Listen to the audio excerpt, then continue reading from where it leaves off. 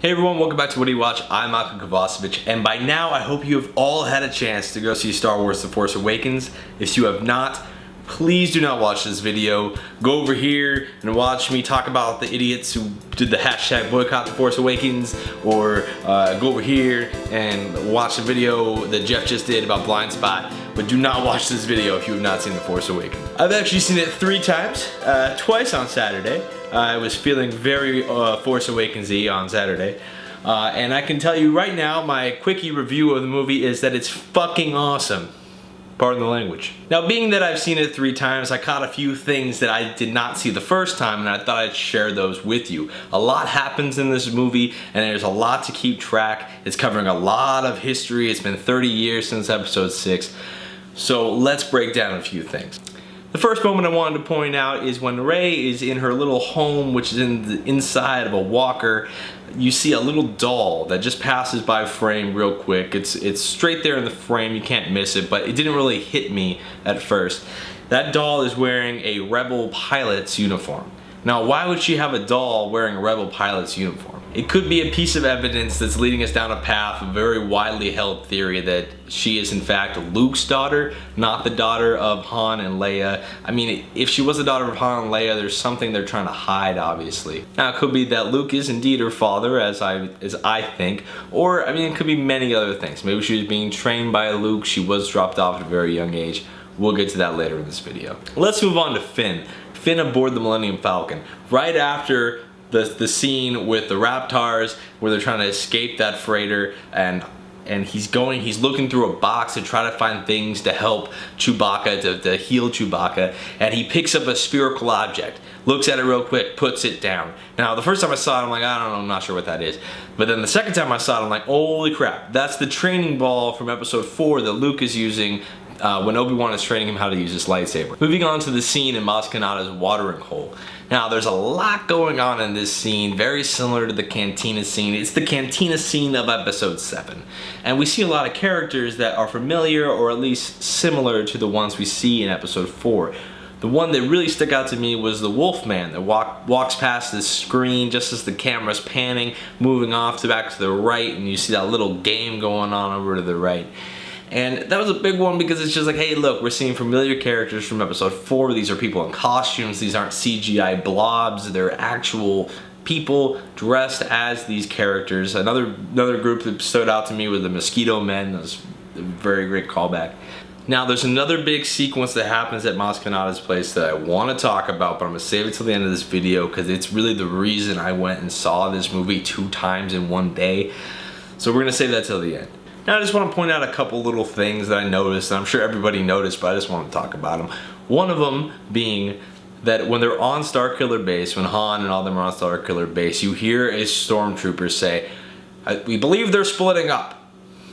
Which sounds exactly, and I wouldn't even doubt it if they just took the clip from episode 4, where they're in the Death Star and they're splitting up. We believe they're on levels 5 and 6 now, sir. It's straight out of that scene. It's just one of those little things, along with seeing the little Death Star schematic against Starkiller Base and all the other little callbacks to episodes 4, 5, and 6. There were things that were mirroring all 3 original movies, although the plot to this movie obviously is pretty much a mirror of episode 4. Another big thing, which was a prediction I actually had, and I didn't say it in a video, but I said it in a YouTube comment, and I think it was Collider's Jedi Council. I think I put it in the comments down there, or maybe it was on Twitter, I'm not entirely sure.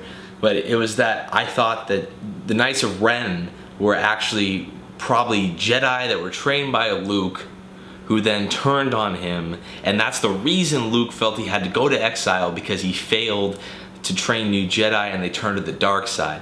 And lo and behold, guess who was trained by Luke? Kylo Ren, and probably the rest of the Knights of Ren were probably also Jedi being trained by Luke. And that brings us to the scene, the most important scene in this movie for me, which was the Force vision that Rey had after touching Luke's lightsaber. Now, there's a couple things I want to point out here. First of all, you hear a couple familiar voices. Now, I also noticed that Business Insider picked this up, and I'm kind of pissed that I didn't get this video out before they got that article out. but you hear Yoda's voice in the beginning of that vision, and he says some stuff that he said before, you know, it surrounds us, penetrates us, etc. Which is actually a line from Obi-Wan, but I'm sure he said something similar somewhere in the Star Wars lore. And then you also hear the voice of Ben Kenobi. At the very end, you hear him shout out Rey, and it's definitely Ben Kenobi. At first I wasn't entirely sure, and then he says, "These are your first steps."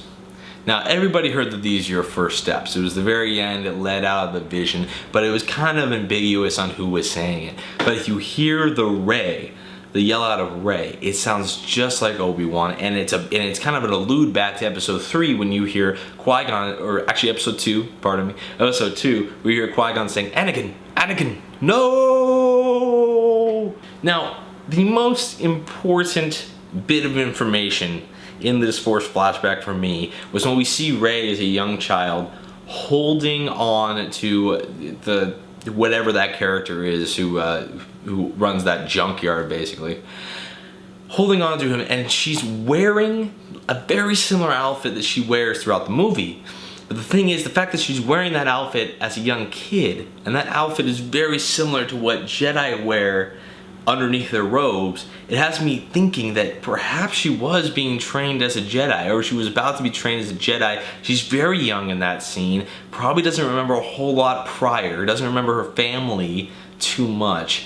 So I think she might have been being trained as a Jedi. So perhaps Luke was dropping her off. Either it was Luke's daughter, so he's dropping her off, or maybe it's Han and Leia's daughter and he's dropping her off, or she's just a Jedi. Or someone trying to be trained as a Jedi, someone he knows is strong in the Force, someone he wants to protect from Kylo Ren, because he knows Kylo Ren is trying to turn all the Jedi against him. That, I think, is the biggest reveal. It also explains why she's so powerful without training. It kind of helps explain that, because yes, she might be a powerful character, but the fact that she was able to overcome Kylo Ren, who was trained by Luke Skywalker and partially trained by Supreme Leader Snoke, who many of us think might be Plagueis, the fact that she could overcome him so easily, not easily, sorry, bad phrasing of words, but just able to overcome him in general, she had to be trained at least to a degree. And that concludes this video of things you might have missed, you might have seen, I don't know. I've seen it 3 times now, and some of those things on the list I did not pick up until the second or even third time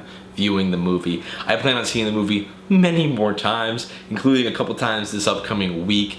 So I'm sure there'll be a part 2 to this video. There might be speculations for episode 8. Stick around for that. So until next time, be sure to go over to whadyouwatch.com to get all of our content. Check out our other YouTube videos, our other Star Wars videos. And remember, in JJ we trust.